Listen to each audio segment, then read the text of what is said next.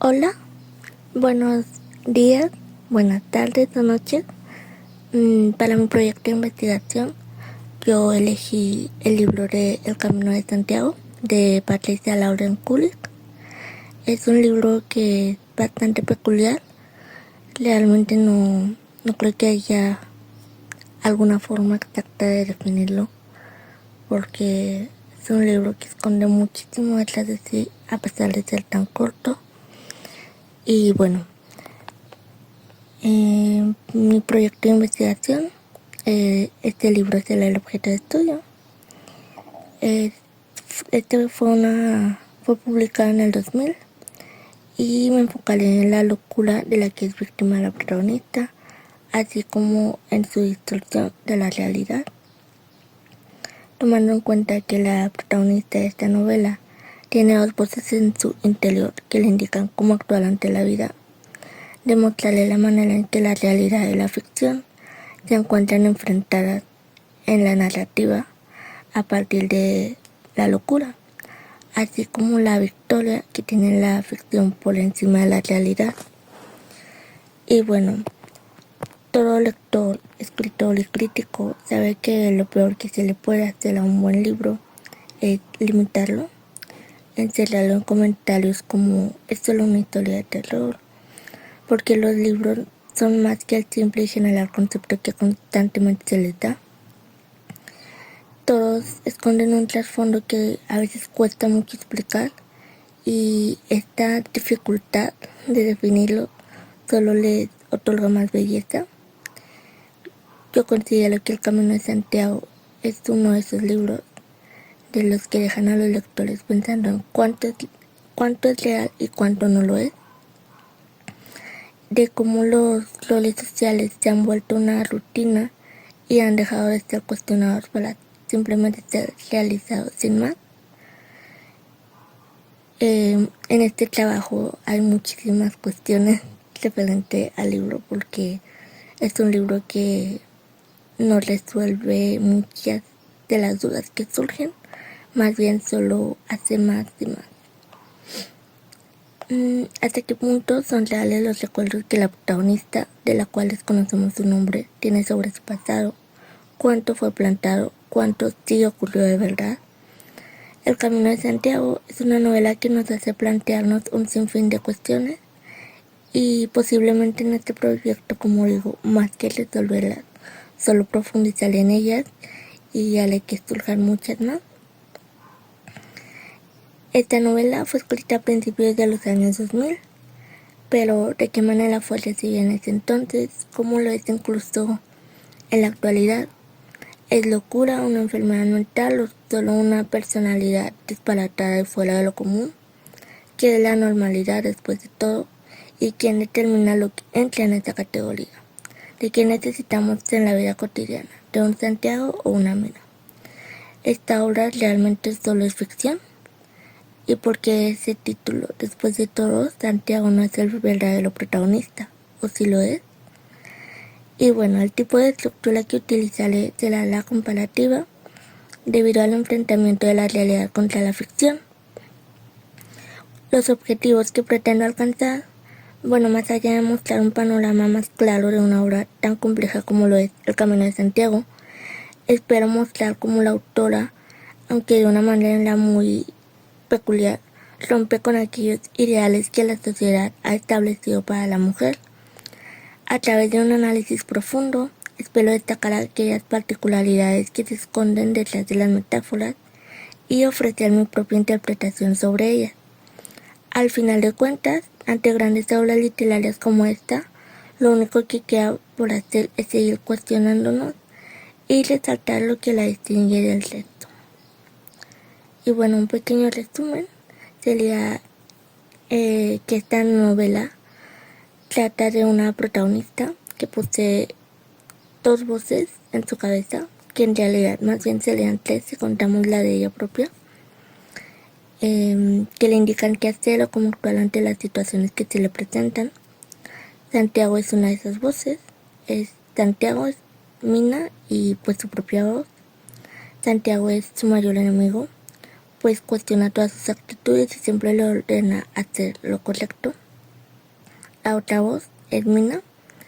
Esta era su favorita porque actuaba acorde a sus deseos y se detenía poco a pensar si estaba bien o no, socialmente hablando. Pero después de un intento de suicidio, Mina desaparece porque Santiago la esconde para de alguna forma mantener el control él.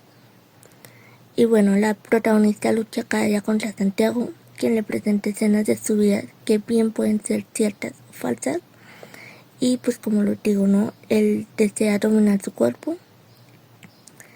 Se nos cuenta la historia de su vida, lo que ha afrontado desde niña al tener una madre distanciada emocionalmente, un padre que disfruta de ver sufrir a sus hijos y unos hermanos de quienes imita todo tanto como puede, sin saber de qué manera adquirir una personalidad propia. La obra, ¿cómo fue recibida socialmente hablando? Bueno, a pesar de que toca bastantes temas fuertes, ha sido elogiada por diversos críticos y lectores gracias a la exploración profunda e introspectiva que la distingue, y esto mismo es lo que la sitúa como un gran elemento de la literatura contemporánea. Patricia Lauren Kulik fue escritora de 3 libros de cuentos que son Esta y otras ciudades, Están por todas partes y el topógrafo y la tarántula, junto con David Toscana, Eduardo Antonio Parra, Joaquín Hurtado y Felipe Montes. Ella representa una de las voces más interesantes regiomontanas. Su escritura, sin embargo, es todavía prácticamente desconocida fuera de la zona, y sobre su obra no existen ensayos analíticos. Entonces sí me costó como que encontrar fuentes que hablaran sobre esta obra y en general que hablen sobre las obras que ella ha escrito. Unas pocas reseñas que acompañaron la reedición de su primera novela, El Camino de Santiago, por la editorial Capitalina, no intentan analizar la obra, sino a la manera típica de la crítica literaria mexicana, preocupada con colocar a cada autor nuevo dentro de la tradición literaria para demostrar la continuidad de la cultura. Se limitan a encasillar la obra de Laurent, señalando que la escritora pertenece a la tradición de Efrén Hernández, Juan José Arriola y Francisco Tario, pero no van más allá de esta constatación, como tampoco iluminan aspectos originales y peculiares de su escritura. Esto nos lo dice Diana Palaversic en su ensayo, donde pues analiza esta obra y se titula El Camino de Santiago y la esquizoescritura de Patricia Lauren Kulik. Y bueno, ¿qué más podría decir sobre esto? Bueno, a pesar de que es una obra muy compleja y que sin duda merece muchísimo más reconocimiento, tanto esta como, pues como ya lo mencioné, esta como el resto de las obras de la autora han permanecido ocultas, y pues yo considero que este libro debería ser muy comentado y analizado desde diversas personas.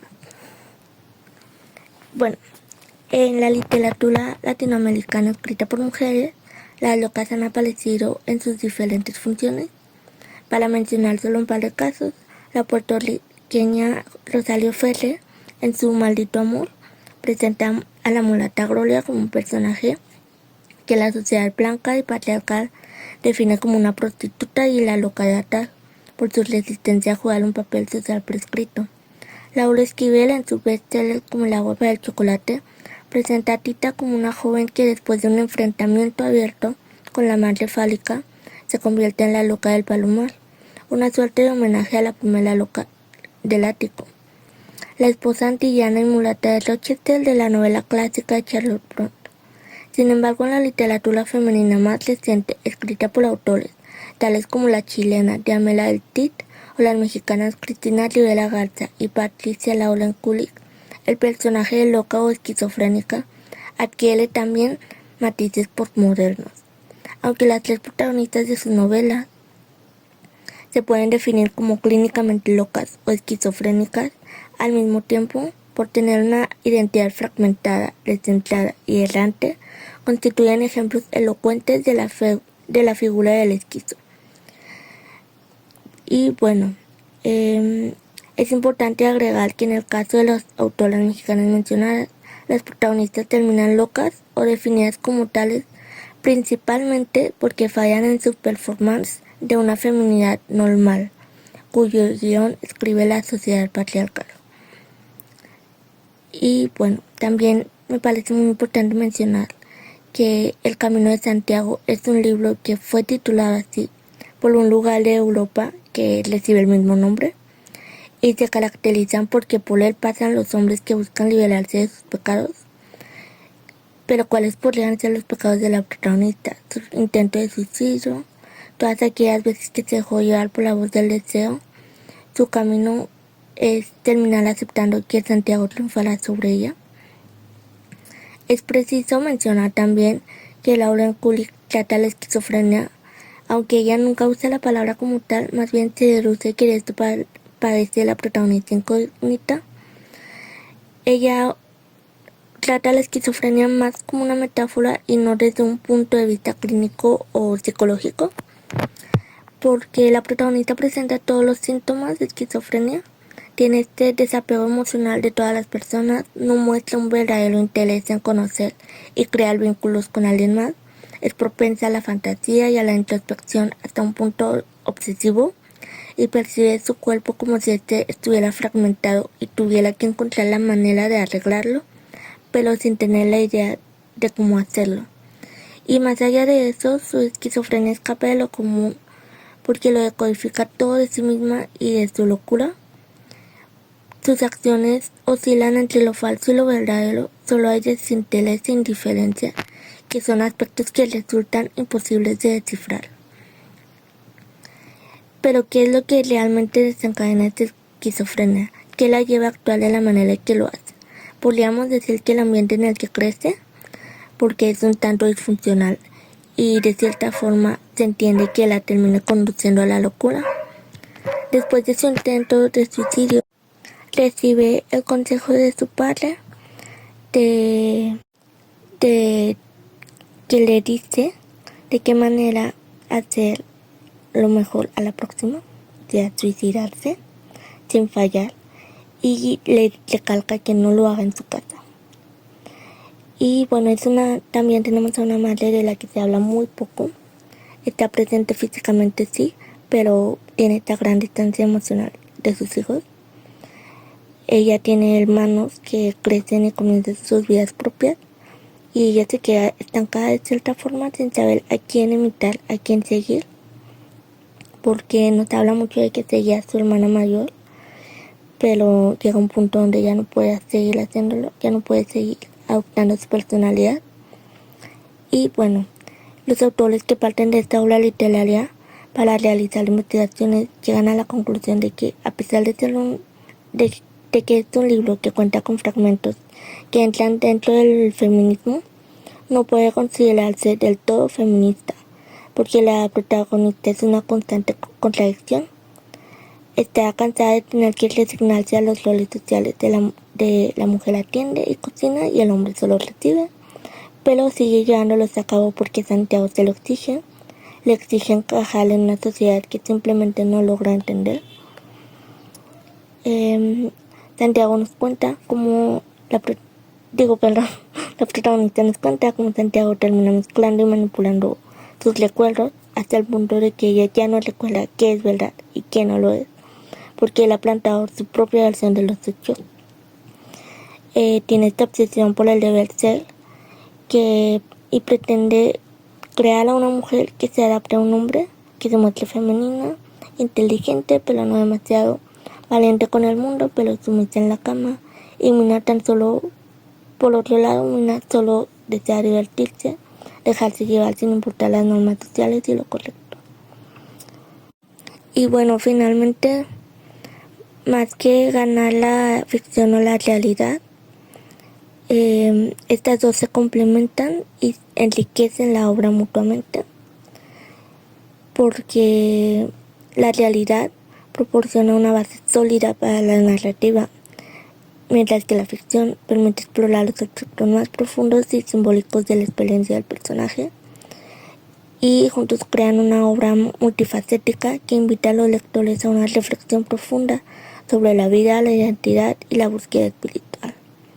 Como dije, la novela, a pesar de ser muy corta, resulta muy intensa y deja a los lectores con enigmas sobre ese final que bien puede interpretarse de diversas formas. Y bueno, como lo digo, mi trabajo hasta ahora tiene más cuestiones que otra cosa, pero este sería como que una pequeña muestra de lo que he avanzado, y pues sí, eso sería todo. Muchas gracias.